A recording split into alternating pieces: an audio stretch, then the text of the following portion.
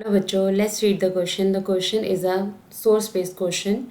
So let's read about it. Question says, read the information below and answer the questions that follow. Question में हमसे क्या पूछा गया है, हमें information को पढ़ना है और questions के आंसर देने हैं.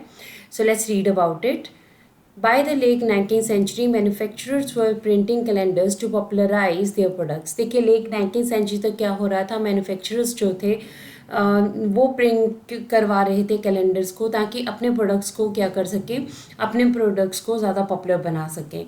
Unlike newspapers and magazines, calendars were used even by people who could not read. देखिए न्यूज़पेपर और मैगजीन सिर्फ वो लोग पढ़ सकते थे जो कि पढ़े लिखे थे, बट कैलेंडर्स तो वो लोग भी देख सकते थे जो पढ़ लिख नहीं सकते थे.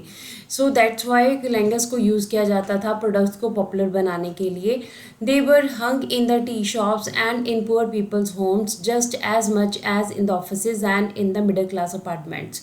देखिए कहते कि चाय की दुकानों के ऊपर, गरीब घरों में और ऑफिसर्स में, मिडिल क्लास अपार्टमेंट्स में, हर जगह के ऊपर आप कैलेंडर्स को देख सकते थे. And those who hung the calendars had to see the advertisements. और जो कैलेंडर्स को घरों में लगाते थे या कहीं भी वॉल्स पे लगाते थे तो उन एडवर्टीजमेंट्स को देखते थे जो उन कैलेंडर्स के ऊपर होती थी.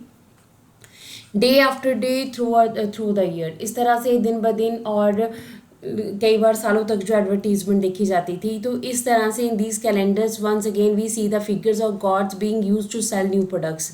तो कैलेंडर्स में क्या किया जाता था, कैलेंडर्स की पॉपुलैरिटी को बढ़ाने के लिए वहाँ पे गॉड्स को, भगवान की जो है पिक्चर्स को लगाया जाता था ताकि प्रोडक्ट को बेचा जा सके. Like the images of gods, figures of important personage of emperors and nawabs adorned advertisement and calendars.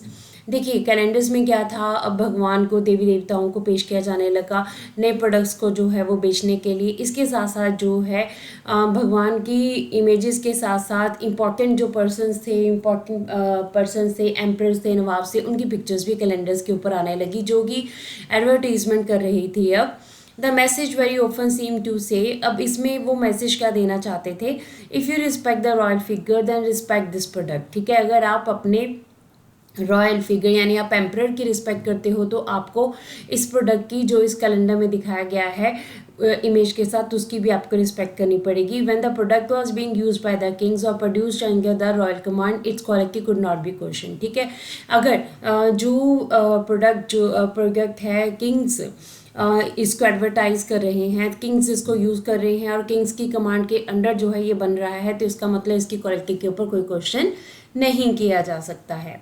सो हमारे पास यहाँ पे क्वेश्चन है, what kind of images were used in calendars. Calendars में किस तरह की इमेजेस यूज़ होती थी. हमारे पास आंसर है इमेजेस ऑफ गॉड्स. ठीक है, किन की इमेजेस यूज़ होती थी, गॉड्स की. इमेजेस ऑफ इंपॉर्टेंट पर्सनालिटीज़ की pictures and images of nawabs and rulers. ठीक है, नवाब्स और रूलर्स की पिक्चर्स भी कैलेंडर्स के ऊपर शो होती थी सो दैट जो है एडवर्टीजमेंट की जा सके प्रोडक्ट्स की.